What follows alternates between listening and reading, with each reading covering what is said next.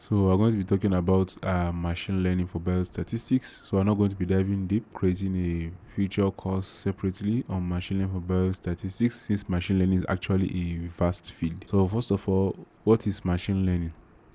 Machine learning is actually a branch of artificial intelligence that allows you to be able to use computers to learn patterns from data. So your data can exhibit various patterns, and these patterns can only be learned by some specific algorithms. Now, that is simply what we refer to as machine learning. So the ability for your computer to be able to learn patterns or certain patterns from your data. And what makes it different from traditional statistics, that in traditional statistics we're actually focusing on hypothesis testing. We're also focusing on making inferences and also understanding relationship. But in machine learning, we are more or less interested in prediction and also the recognition of various patterns. So this is what makes machine learning different from traditional statistics. We actually use machine learning in healthcare for disease prediction, predicting whether someone will have diabetes or not, or we are trying to predict whether somebody will have cancer or not, or also stratification of patient risks and prognosis. And that is, for example, maybe to screen or also to know whether someone is likely to have a particular disease or not. We also use machine learning for treatment response prediction and also personalized medicine. Also, in terms of medical image analysis such as radiology and pathology, we use machine learning to be able to detect certain patterns inside some of this particular image, and also drugs discovery and development, and also have hospital readmission prediction.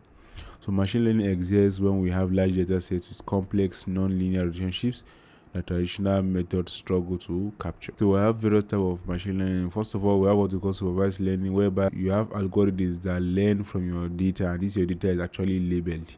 So when your data is labeled, we refer to a labeled data as the data that has input, features, and outcomes. So if your data has input, features, and outcomes, then we call it a labeled data. So the algorithm learns to predict outcomes for new data. So example, disease diagnosis, also for predicting patient survival and also treatment outcomes. So also have unsupervised learning, whereby you have an unlabeled data. The algorithm finds hidden patterns in groupings. So patient clustering and also identifying disease subtypes. So in unlabeled data, it is your algorithm, your machine learning algorithm, that will try to identify the classification, that will try to identify the patterns inside the data. So that means the data was not labeled. So for example, we have a data of patients and we don't have patients that are actually sick or not sick. So the data will try itself to classify these patients into those that are sick or sick, compared to supervised, whereby you already have the features and you already have the labels. So the labels is that this patient is sick, this patient is not sick.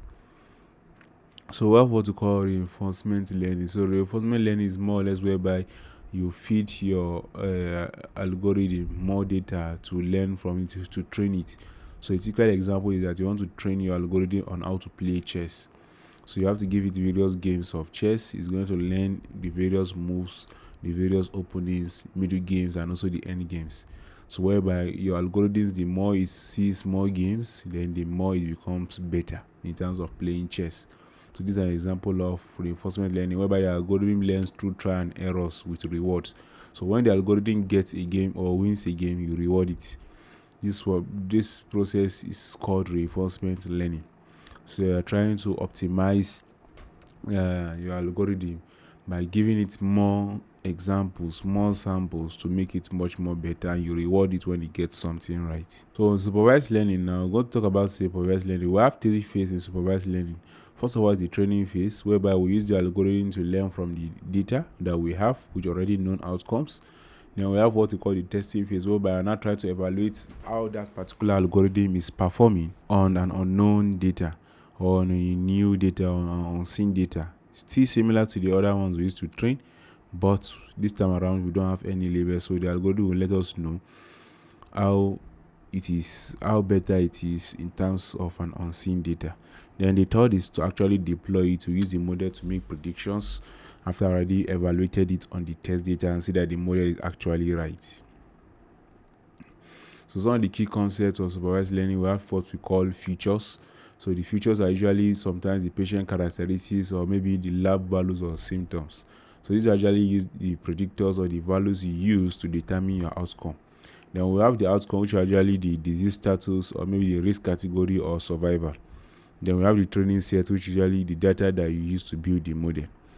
Then the test set is the data that is used to evaluate the model performance. So predicted categorical outcomes with discrete labels. So we have examples: disease present / absent. Then we have low / medium / high risk. Then we have cancer type. So we have what we call classification and regression. So in terms of classification, we are trying to classify our observations into various categorical outcomes. So it's possible that inside our data of patient data now, we have groups that are actually having diabetes or not having diabetes, or let's say group that are actually dead or they did not die from a certain disease. So our algorithm are trying to train it to classify this data into these particular two groups. The groups can actually be more than two. They can be 3, they can be 4, they can even be up to 5. The categories we are trying to classify. So that is a classification issue. And some of the methods we usually use are K nearest neighbor. We also use decision trees. We use random forest. We also use logistic regression. So, but in terms of regression, now we're trying to predict a continuous variable. For example, we have observations of patients, and they're trying to predict their blood pressure or maybe their survival time or the size of their tumor. So this is where you use a regression algorithm, and some of them are linear regression trees, and also support vector regression. So a typical machine learning workflow involves collecting and cleaning data, and also the handling of missing values, then feature selection and engineering. So first of all, you collect and clean your data, you try to handle missing values, and also you try to look for maybe outliers, anything that involves data cleaning. Then you now start selecting your important features to use. Then you now do the train test split. What this means is that you divide your data into two. So we have 70%, which is for training, and 30%, which is for testing. So we have 70 to 80% for training and 20 to 30%, which is testing, which ensures unbiased evaluation. Then we have the model training, whereby you choose an algorithm and that you train on the training data. Then you tune the hyperparameters. So we have model training, whereby you choose an algorithm that you train on the training data, and you also tune your hyperparameters. So the more hyperparameters are more or less like buttons that you use to ensure that your model learns from the data that you tune. It's just like tuning a radio to ensure that what your model captures the maximum information from your data. So we have model evaluation. So because your model might perform well on the training data but might perform poorly on test data, so you need to see how that particular model performs. So this is whereby you we test the model on an unseen data, then we calculate the performance of that particular model. So we have what you want to evaluate a classification model. How do we do it? So we have various ways of understanding performance of a classification model. We have what to call the sensitivity. This is the proportion of disease. For example, now let's give an example of a data whereby we're trying to classify disease patient. So some of our performance metrics for classification is we have what we call sensitivity. So what are the proportion of disease patients to correctly identify patients? And we have what we call specificity, the proportion of healthy patients that are correctly identified. So sensitivity is the proportion of disease patients that are correctly identified, and the proportion of healthy patients that are correctly identified. So these are the two that we have: sensitivity and specificity. So specificity, in summary, just what proportion of disease patients that are correctly identified, while specificity is proportion of healthy patients that are correctly identified. So then also have what's called the precision, which is those that are predicted to have the disease, what proportion actually do. So of all of those that are predicted to have the disease, how many of them actually have that particular disease? Because we predict some to have the disease, we will now compare it to those that actually have to see what our precision is. Then our overall accuracy is the proportion of all predictions. Is it correct? So this time around now, the precision is those that are predicted to have the disease. Do they actually have it? And the overall accuracy is the proportion of all our prediction. What is it? So this is a table now showing the confusion matrix. So and on the columns we are seeing, we have predicted positive and we have predicted negative. Predicted positive, we have predicted negative. Then we have actual positive, then we have actual negative. So when your when you predict positive is actually positive, then we call it a true positive. And also, if your predicted negative was actually positive, then we call it a false negative. If your predicted positive was actually negative, we call it a false positive. But when your predicted negative is actually negative, we call it a true negative.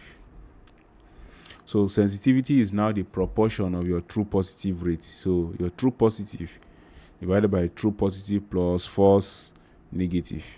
So this plus this divided by this plus this is actually the your sensitivity. So because I tell you sensitivity is how many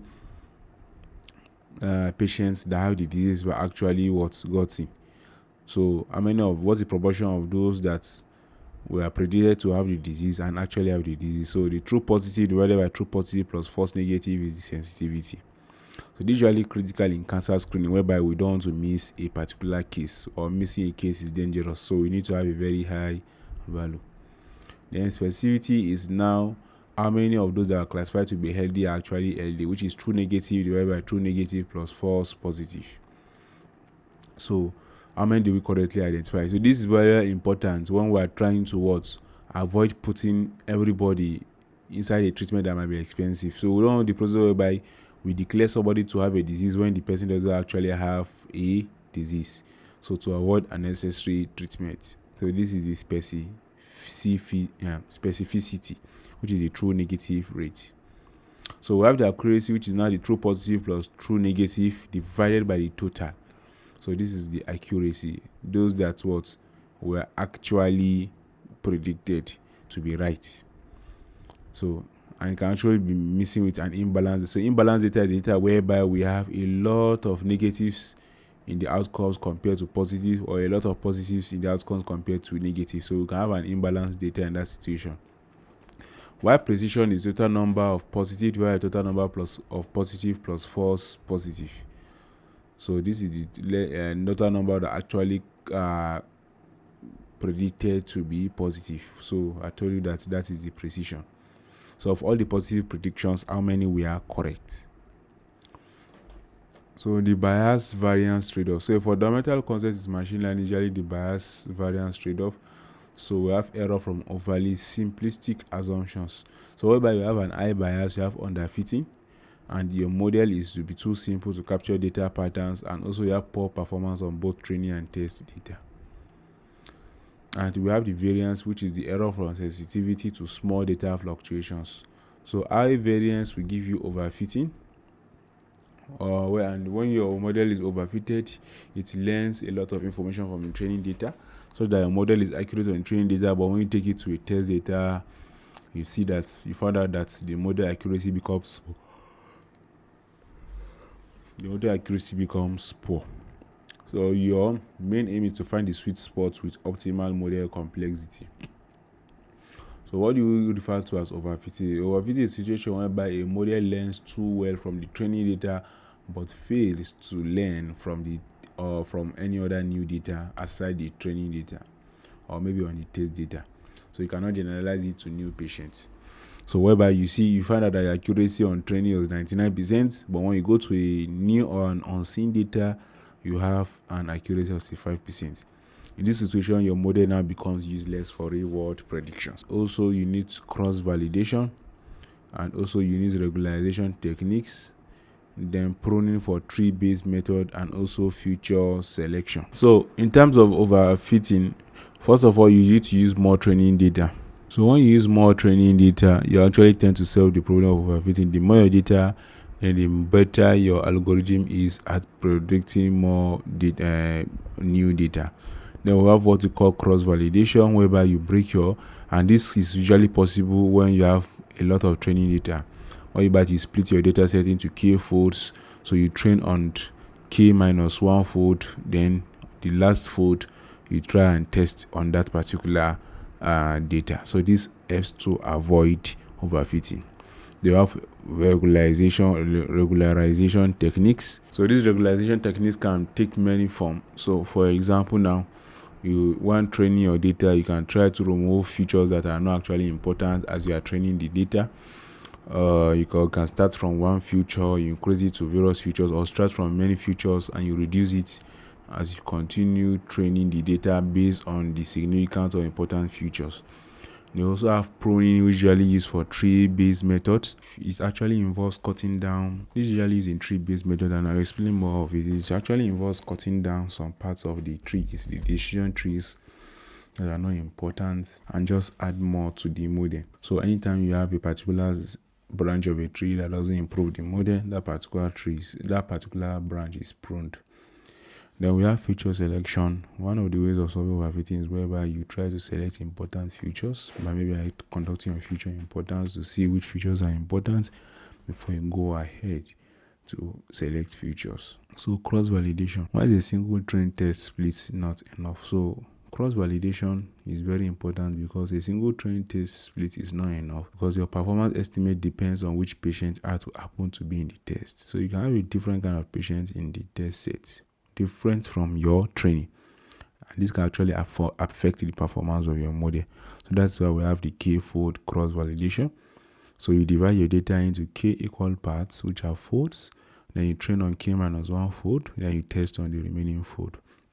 We're going to be repeating these k times because you already have k folds, and each fold serves as a test set once. Then you average their performance estimate to get the average performance of your model.